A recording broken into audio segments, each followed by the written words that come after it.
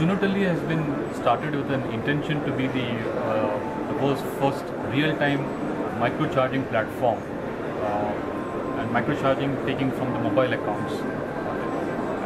We want to solve this problem of microcharging in every facet of the industry, with the internet companies into the remote rural areas where this has the need for it. So towards that, we kind of looked at various options on it, and our breakthrough came in when we kind of took the signaling approach towards the charging mechanism. So what we do is we connect to the operator's switch and do the charge deduction on the signaling layer of it. So why signaling compared to any other? Because that's the fastest possible one. We can get this charge deduction done under a second, and we can the same thing that we can transmit to the other side of the merchants within a 1 second, and that's the fastest that it can take us now. So what we intend to be a charging hub on one side connected to the mobile operators, and on the other side the merchants, OTT players and the content players and any other banks and even governments can also get connected to this platform. So this is the vision with which we started the thing, and we applied for patents for this our charging mechanism, the way we do it, plus the whole platform, the back-end settlements, fraud management, and this whole thing has been set up. So we give an end-to-end solution when you talk about the micropayments. Can you share your latest client acquisitions in India and Sri Lanka? Yeah, sure.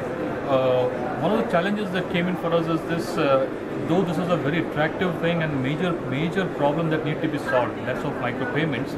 But when we see this, if you have to really approach the operators, and what would be the interest of an operator for them to really put on this kind of a platform?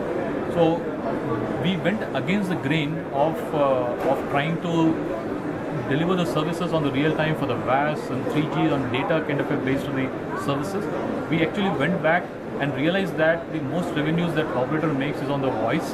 This is about 85 to 90% of that, and the VAS revenues should be very small. So we focused on what is it that we can do on the voice side for the operators, so that there is a substantial impact in terms of the interest for them.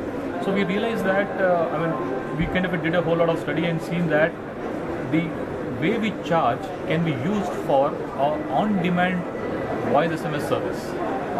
And keeping this in view, we went to the operators because we realized that almost about 28 to 30% of the calls are not getting completed.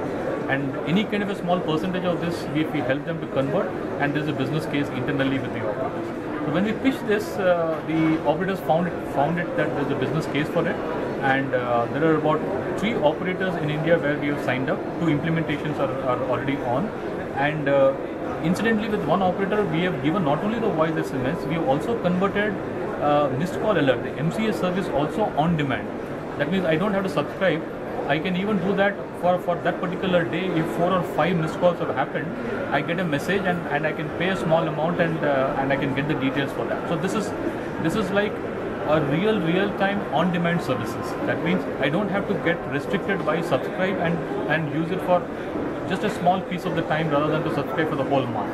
So this is where the on-demand base or saturation of service we call it. That means whenever I need, I will use the service.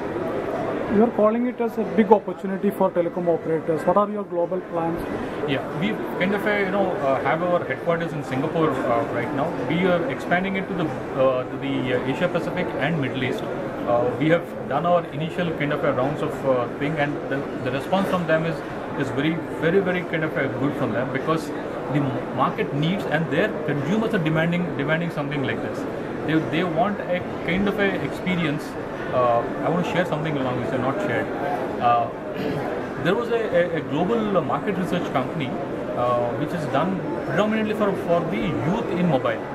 What they have across the globe, what they have found from that study is that youth will see something like subscription-based service as a binding service on them. At the same, when you give them an option of whenever they want, they can choose. Typically, that opens up a large volume. The case in point is iTunes. Prior to the iTunes, somebody has to buy the whole album.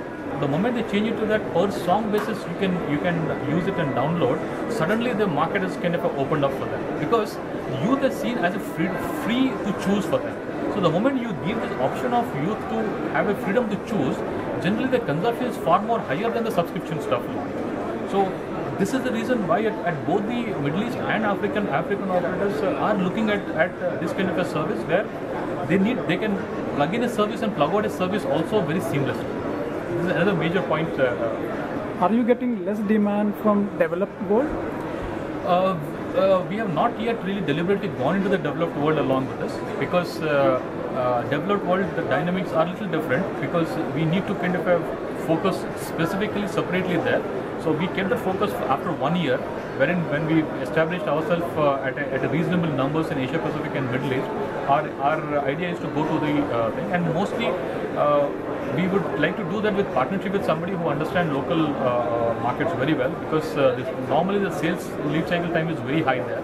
Hopefully when we prove ourselves in Asia Pacific and Middle East, the developed world would look at the utility of this and should adopt much more faster than the developing world.